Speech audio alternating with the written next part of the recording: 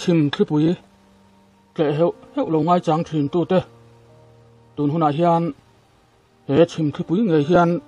lo in chem tir ro le he channel hi Longtlai district chunga chanchin thar ni tinathleng taran na le Mizoram mundanga thiltheng langsar tarlan na mun aniya chim khipui min lo thir saka min lo hlut sak tu zong songte in sava ya chunga lom thu ka sei ani he channel la subscribe lo tan khong takin min lo subscribe sak zel ula in mi du sak na le chanhem min ngai puin awangin na sa takin ma kan son chho mek ani tichuan Longtlai district thuthar ilo hriat zel theina turin notification bell kha chamilo ngai pui mo sakin wala ilo da sel don nia ole voin hi November ni som le pali aphian ni ania tun chuma hian news kan puan thin te kan tarlan thin te kan da tha anga thil pui mo em mai mani loka covid positive damle exercise alak awanga boral thalai uyom takmai aum thu kan thlia ama poin chutiang case boka nun na chan an lo om to bokani chumi ni wang chuan ni puite kan in zirtir apoi mo a chumi kharang chung chuan Dr. PC ram enga nodal officer covid task force ZMC chu biak po ania ani ne na kadin kom na hi kan thir hodon ani hemi chung sang hi apoi mo ema Mizoram khotina covid shileng in min lu chila avei po tam tak kan om to ani chung covid positive damle te engtia in enkol zel tur nge eng ang taka taksa duat chho tur nge ni ani tepo he kan in kom na atang hian kan khe chho tura nga ila he kan in kom na hi atop thlenga min thir saka mi pakhat talina hlok puina in lo nei ani chuan chu he chim khipui chanelina atum ani ole tuna hian kan ngai kha tlananga thir tu zong zong te du sakna ka hlana cheu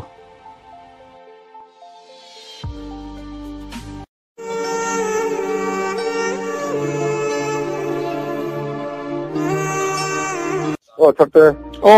Puma yang. Yes. Chị bảy le. Hết ta. Longtlai hết trăng tharte ha. Sim khipui YouTube. Channel la trăng nè. Idam khamo. Idam khai. Ti chuan hey thil han siat du kan ne ya. Khong ai min lo thei chuan ka lo mo tang. Nghe đi. Hey tun haya anga ni covid positive damle exercise la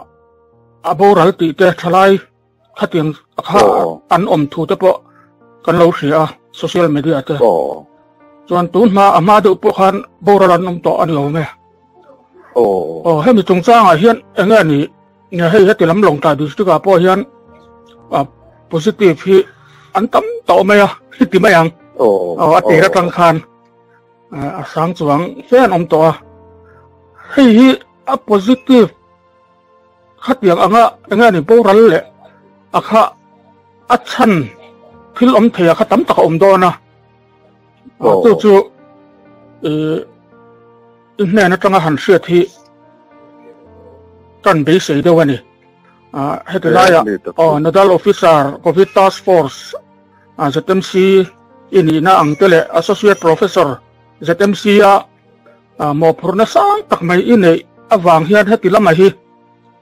experience le ngani ibel view tura kan nga ya chu karon be top che ni ni tu ni atro sakte kan soi anga tin se mati pun kan ngai pol mo boka covid chu a covid chim sim le covid kalmang ate anan ya te kha do to lo la tumba to yoron soyang to kan gol pu em tan tu pon te ya tin te ni kan mu to thar khoi hin lo sim sima kalmang atu post covid syndrome ten ya to sap tong don post covid syndrome te covid ve to nuwa arsan om the kan te covid ve negative to dam to si arsan nan la ne them ti te so nen te kan choi ani min lo ata pon committee le a tin ban ni khan INPR te pon nan ron mong ko ma post covid syndrome ma tiang khan choi nan to lo la covid ve to dam to te na arsan nan ne bi til common de mai ne ai ni ro ma tuan kan tlai de hlet thina kan to na hi tin nan Europe ta te USA te continent danga takan tornua Indian kanan tuara Indian takan tornua Mizoram kanan tuar le Mizoram ina kan tora pokha India nol kuinan tornu lam de kan andi de udela ko ne se pas so second la boton so la bila ko covid ve kha an tambe member India po tabrama ko tin Mizoram po ni chota tu khami tiam ten lo thei lo chui ngai tin ania ya ti khan anan chui khan covid dam to tu mission tra chuan USA ta se CDC na aram guideline CDC kan invest kan na thukhin na te nia in Europe la study sang te tang tan thir pon siang takasiat thei kha kan nei chan ta ni kan tin na covid kanan dam to nu yan chuap hi effect na de berania in kan lung te kan ki sol te ru chu te kan khuak te kan kal te le rilru na ta dina effect boka kan chen le nga kan chuap hi effect na dera chuan lung lampang le lung supply to kitchen jam te chuap supply to kitchen jam te then ki sol le ru chu na them thum te then tu baka ka kina kami khang ho jong club together khang ho jong với cột khan dam lùn về dam tổ sĩ in negative tổ sĩ khan anh nghe thì aron soi tiền thì đàn để anh nghe anh ông lầu ta thì kan soi lên à còn organ effect kan te organ effect thì chúng ta tất cả coi mỗi em kan lung te kan thuốc te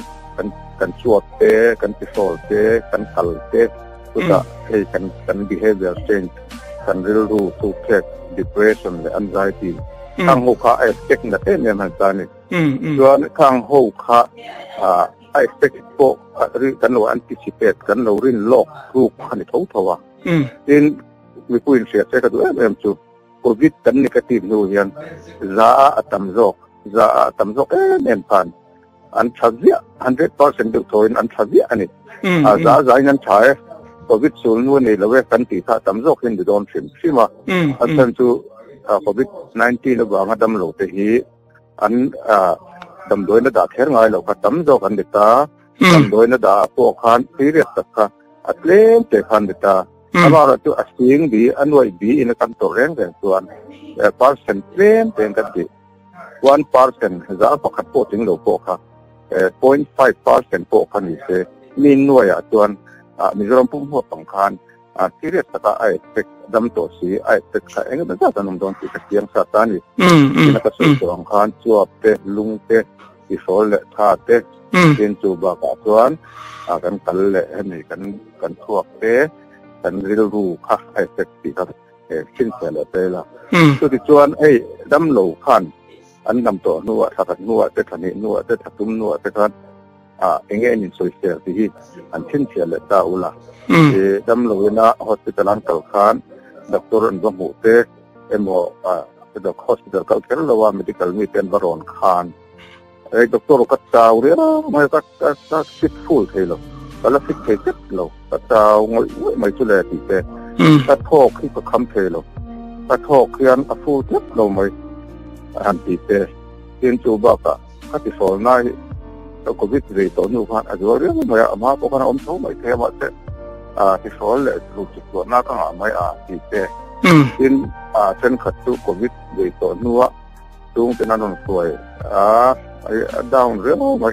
depression nghe này anxiety nghe này tiền thì thế hàng tí cả anh mình cho làm được là phố căn hộ để căn lầu xếp cần anh ta này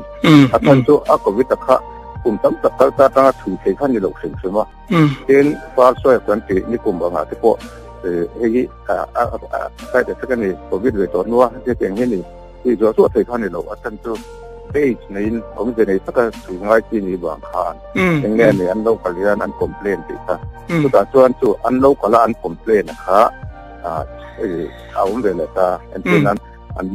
lung làm bằng hello hello thế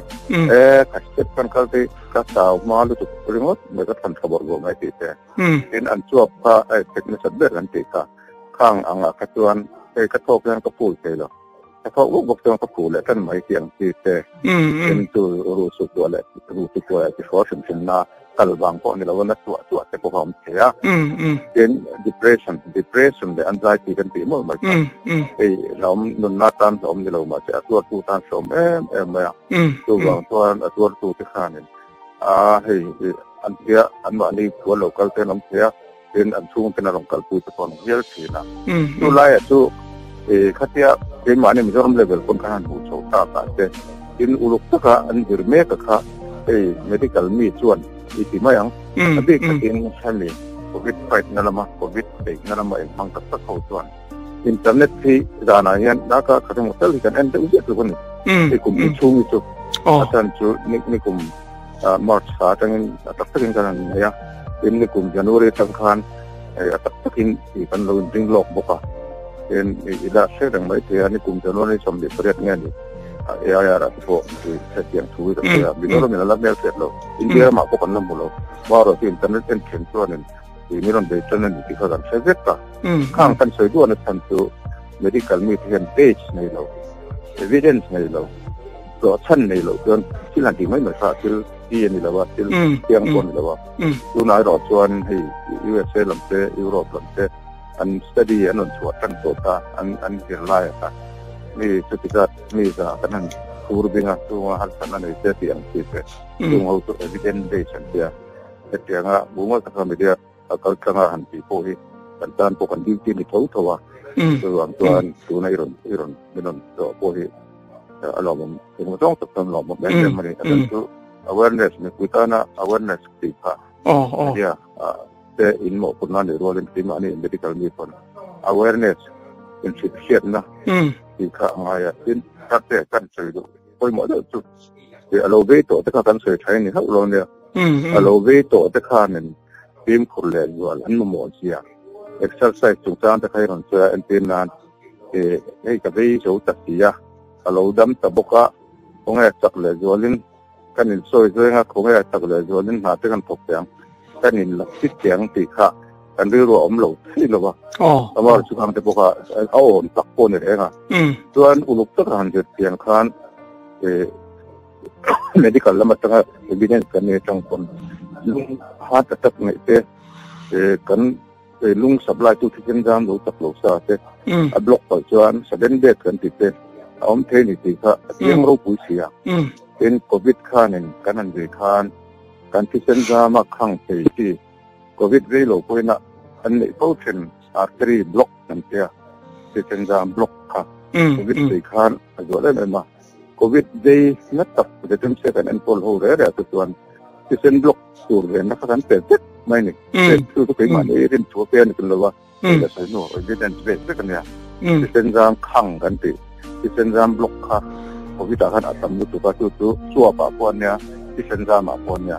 an suap vera tiken jam petet ka block tuan, suap ka korau te dia. So bahkan pneumonia te pom te kalai infection ni lo infection Covid infection ni khelo Covid ina asiam chwa ti tem khang ti kan lo ania kan tin po bangin infection anexoparent te LMWX te atal mola tu ang ti chu antenan dam lo jong kum Covid jong hi kana ni lek boxi lo ai siama o chi o mai situation ate da somre do thon om sia khang khan lo share sila di extra kanan lag te pohian an extra lag chin aya atan be ni amin antenan chan sabot mura nan thong ti te kha la ti si lo tu kan sabot mura extra han lag te po kha la ti si lo tu in chung khura kanan te extra work kan ti ke kan kal te asa ema amaro chu luam si lo tu ni tu nakin sangin kan handi ka tang nakin sangin กันมีข้อดอนเรานี่เสียงริ้วทุกขัดอมเราเสร็จละพัฒนากันฟูลีนกันฟังก์ชันอัตราเร็วนะคือว่าจนโควิดกันโพซิทีฟกันกันเนี่ยนะเราก็ตีค่ะพัฒนาจนไม่ได้กันง่ายกว่ากันเช็ดบ้ากันเช็ดเป็นกันจวบเลยกันลุงเตเราเคยเทกันที่เช่นจานเตเราเคยเทพัฒนาจน100% เด็กถอยนี่ก็ตีรัวละในกลางหายคันยังจงจะทำจอบปนยังกันจีค่ะสมัยเราตัวมีเพลนแต่ซีเรียสตักเขาแค่เราปออินละเมนต์คนละเรื่องคันitu supply pe apotu yang ini ayah nasa kalau dia tempo dalam Europe dalam India dalam tempat pun serius kata admit tahu kan ni lawan ya covid positif film anu dalam negatif fit berburu kan kan complication post covid kan post covid itu covid itu anu covid an về vàng á, tao sẽ弄thì cả, ông chiang anh em thì cả anh mua cả cái bọc xì à, thì hoàn toàn lại cả thứ đó cũng những cái chuyện chuan itu. Anh ấy là cái chuan, khát ya, alo positif akan alo dam ta ni, alo negatif ta, em coi na em mo nghe ni center tay na mo alo chuak ta ni, khát đi lại ya. Exercise ke nasalut tu kalak lau tu ran tiang si inti ha lau tu ti akha eng ti khun chung nge khatilai ha ing ven ngai tu lai po tu ro na poi mo em tôi là soi nu thakat nu ro ni en ti to ke na ma ken tu tu nu wa so to vi se ro ni ti te ponom be thau ta ni khati ni ka chuan arin ain in en kol chung kha ari mai the kan ti ta ni in en kol ti adam lo hen en kol khangai lo wa an external dante an nato dante le in different khanen film pur khanga yata so so la choinu ai se ka kha artri tiken gama effectuan anuwa khanen tiken kha gam kha lu thok le lung sabla tu ni meu sia tu wang tuan tau ngai le an diga an natewa to khom thia adang le atuan tha thung de la to na tho lom kan thi lo na chan chu khalai post syndrome kan ti post covid syndrome kan ti khan in chen ge dai don ti pha mi thiam te pon an soi fak thei bi lo wa ama ro chu in an ti tu ti ko ka soi fo ta ni tun la yan tu in an ti fo tu in check up tu kan ti hian ai zo la kal rum tu ti te ai zo mi ho po specialist a ker kal tu ti te ka ka tiang zong khan kan promote tang ti ka la wa ka tiang zong khan ne reng lo wa te nang kan om na level 2 zo ko ni te ya basic level en te ya ai zo lan te ya medical mi khan in report ta ke ka dik chau riau mai ama ke ka dik har riau mai tim ti kan report se lo pur ne to an ni khan appropriate doctors kan ti chu an kal na om kha medical mi nge chon an kal na om khan se te ta ne angoi te ei hoi tum kan an ti ta tun tum chu lung la ma kal te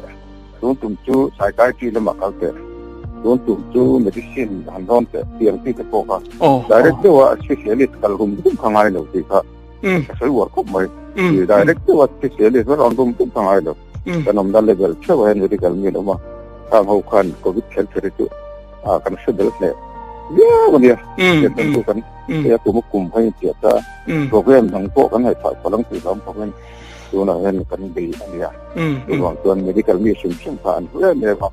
ni ti ka le medical mi pakhat khan nang chu free ta nang chu covid deng na ti boy te lo che ti thena kan le tong lo wa ba ro tu kan itina jiron do na poi mo ka ti ni kan tu dam lo khan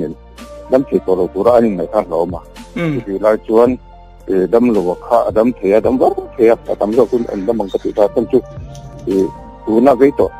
tu na in number in ko ngai po om lo kha tam zo kan yang ti ka ba ro tu kan chet lem lo in serious tak ve te serious tak lo ko kha problem nei covid ve dua asana nei ho tan kha kan han stress tel ani ma in te moi soi lo le ti po om the kan la ve ma ama in kan chelo kan ve lo khan lo evidence based lo to ni ti kan mai mai ngam bi si lo en han wa hian wa lai ma ti ti ka kan lau to ko ne tuan kami positif kha ama taksa fisel lo na nat na ben vonemo alo nei emo ani kher lo emo mi singa khanin thọ đàn ai năng rất lâu em in năng rất là khi in ati re mà ta gen force của tăng quân India ra mình là cần lâu experience cần lâu dần mà quân ruang am tu một tiệm top có cái năng sấy thấu ra xong rồi ta đang xong cuối tu positive tin hal sân nan de en mo này là vinh atlang don thấu thấu yang thế giờ cái mi giờ pali pangal ka hospital ngai niang in hospital ngai gì kan giờ pakat mà giờ pakat pot hin đâu ka ICU ngai ten niang in ICU om dong dong ji an thiang ti nan lo wa thì khem khan soi lo ka ni tu di trem mai ni tu na po yan te đang khot tua lại gen ang ngai positive si một thua lo dam in positive kan taka khot task force le to ka na tăng taka athuya wanga kan mu tua har sanare reng le lo hi za tam zo kan ni get so kolama de se mo ai zo la phone se khang jong jong khan khang ho khan har sanan neng ti nan lo ko ti to ka tiang banga covid positive at least serious takte to my solution la to share om te ko an wai khan post covid problem kha tuna kan bi kha lek sab ne ta hi covid be no har sanan ne the kha anh liền thì nên để đang làm cái gì? Tôi ta tôi cái gì ngắt cái bao nhiêu nữa? Anh này tôi khá anh ông mình thì khá tôi cái lâu à, anh sẽ sao bộ cái gì? Lại khá tôi anh khá tôi mới tôi anh liền tôi mới tôi này lâu cái anh tôi lọc thì tôi không làm cái này. Anh làm món thế mày? Chuyên phụ mai anh做那不卡，anh做的这样多卖。嘿，做那干很。tọt mấy cái hi second wave anh kia trước tiên thì chuan third wave hi lâu thêm tụ ra bế xây anh nhiễm anh tiếc về là nghe lâu thêm đón ta sẽ anh tiếc về nghe Adam đòi lắm sẽ tiếp bọn cái này thọc cái này bọn anh bế xây ra nó không ai mình ăn xin lệ yeah India ram ang khát để tay là tu India ram pum puyang kha tu nó mi kan tor se pa kha tu ra zo le ne tu ra ngai hi ke sen wo tu ani no ma ya ai ti ma ni kum pa so for Indian tu ra me ma tu ra second wave kha tu thong na India ram pum kha second wave pa tu na lo de ne tu an Mizoram khan te kin le te na mi soi le te la pa so for kan tu ne te me fa so for kan tor kha tu bi tak tu an hai lama kan unau te le hai lama zel lai le tu pai te atang lu de uk khan ni athunga mizong chui chedar pha om lo tu kan pa so ba khan ton second wave kan an dom khan India ram la don problem ma kan donga kan tur na ma second wave tu kan tur me ta ki ton khap ka ta ka ton second wave pa ton hai ta han don pu du om ma te a hi mi ke man ni Mizoram chung mi dak khan ta ni ta nên ở cái chất đã bộc lộ là thế thôi. Nhưng phát xuất ra ông bằng lỗ vào đến phát xuất vào các cụ. Giờ đó là mình để chỉ dùng có bên medical bộ, bên phát xuất ra từ outside virus bị thấp hơn nữa mà. Tuan thắt uể chúng ta ở hiện, cái nên India ram nol kulit để có cái hiện thắt uể phải làm bông thổ lại ta thế. Anh đồng để hung thủ là phan đến thủ của tuan October, November, December thế nhỉ. Mà sẽ cái uể problem mà thắt uể bằng tất hiện India ram ấy thôi. Alon em lo Europe la ma te de na nge po tu na hen don lang le ta na ka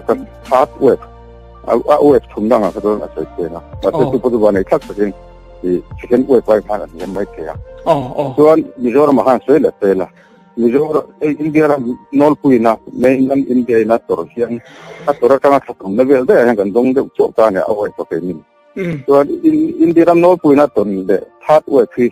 te rin thua October, November, December thì ta lâu ni lâu thâu ta, thắt đôi phim phim hay India ram apo anh nếp kia, nên thắt đôi phải Mizoram man aron lu ni anh em ti ko phiền lo, aron lu tên ni pon thắt đôi phải tu na kum, phải vô mà chỉ biết pon kia, tu po tu anh lâu mấy thế bốc tu thắt đôi phải cần đông lâu mấy thế bốc nên cần đông ni pon tu na second wave cần tổ sức anh cần tổ nếp, có cái gì này cần linh đâu ni. Tu orang action tu orang senglo ya. Jadi gua tikan tuan moyang. India ram second wave orang kalle. Kan tu na kan third wave orang kalle pun India ram mainland India. Tu na Mizoram second wave itu tak lewin third wave yang kan nak lewin. Kan han ถ้าอวดเสียที่ทุบที่นั่นจุนะผมละหมาดเต็มหม้อเห็นเราฟังลำพันสุดท้ายเลยละเราฟังละหมาดอีกตอนอันเป็นยังไงที่มีนิกิจชาวบ้านดูนะเห็นกลุ่มสองประเด็นดูน้ำต้นน้ำตัวอันตัวเนี่ยเป็นยังไงเนี่ยเพื่อผมหม้อปุ่มอะไรให้หุ่นสตักไม่มันเปียกันหลอมแล้วไหมอ่ะที่ชวนอัตบลำในตอนไปละมีเจ้ามีปุยอะอย่างเงี้ยนี่ถ้ามีโควิดบีกตรงจ้างจ่าตัวหมอหันใส่เบลตัวหมออีนี่ชวนหันมินหันสิเลดอนมีอย่างเนี่ยโควิดที่กันตัวกันชัดตาไวรัสอะไรอย่างเงี้ยไวรัสพวกเราไม่ได้เนี่ยเขาเลยว่าเดี๋ยวอีกใครชนเอาเล่นเนี่ยบางนะวัยกันไม่ได้เนี่ยเองกันนะปุยกันใครรอทุกจนที่เขาเล่นกินเราเติมเทบางเงี้ยมาเราทุกมิจฉาไม่กันใครได้นั่นจะปุยslow medical transport law mom joka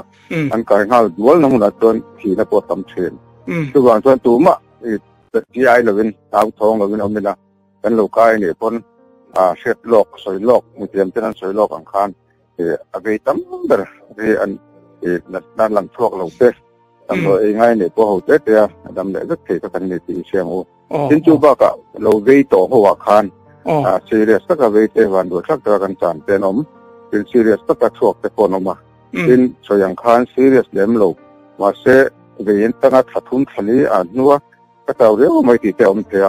ราคา post covid syndrome กันเทีย covid จำตัวเตะอินาสนาตัวเตะกันอินาการส่วนนัวตัวข้างคาริลัวเสียละที่ไอ้ช่วงละวินการนำดัลเลเบลเชื่อว่า medical มีรอนเชื่อละวิละ specialist of higher center กันเทียมันคุยมันรวบแค่ไงละเว้ยmedical มีเป็นข้อมูลตัวจริงนั่งตัวหันเห็นเช็คเพียงแต่มันคุยได้ว่าติดแต่นั่งตัวที่ด็อกเตอร์เนี่ยอยากจะนั่งก็แต่ติดแต่ให้เราปัจจุบันเลยที่ทางขาหินเล่แบบนี้หินเอ็กซ์ไซส์ตรงจ้างอะไรนักโทษตรงจ้างฟันหินโคเดลนั่นเองนี่แหละที่เสียงงูอาจารย์ตุกันจบวางแต่ขันลุงวางแต่ทันอาจารย์เดี๋ยวส่งกับเสียงเสียกันเด็กตลาดนี่ที่นักการนักโทษแต่พอมินคันดินเดวิล่ะแต่ที่น่าตัวฟูลคันกันนะถกแรงกันเล็กสั้นเลยโดนตุ๊กตัวตัวตัวดินเอเดน่าเฮียนดัวตะกะของกันไอ้เจ้าเตียงที่ข้างไอ้ลงบิ๊กตะกินตาเตสตุยเตสเท้าเตข้างขาหนึ่งซูมเดี๋ยวไม่กี่ละข้างจูข้างขาปอยหมดเดินเลยวะตาเต็มซองจูปอยเลยอามาเราทุกขันเอไอเฮียนมิจฉาวินากันขายซ้ำตะกะเฮียนก็ขาดมาเบลำเตดาลเตกันถ่ายทอดเตกันถ่ายราตีด้วยแม่มันนี่ตั้งค่าไว้ระมัดเตสำหรับคนที่เข้าเลยกันงานเนี่ยอะไรกันสวยเจ้าตัวรีรูข้าชิมรถเตรีรูว่าดาวน์รีรูดาวน์ก็เป็นอมเสียข้างข้าโควิดว่างการรีรูดาวน์เป็นโดนติดข้าอมสูงเสียอะไรเล็กเสียตัวตอนตาหมดดูเจ้าเนี่ยดีตัวเองก็ลองไหมเลยคุณถ้าต้องไม่บินไปก็ลองไหมก็ลองไหม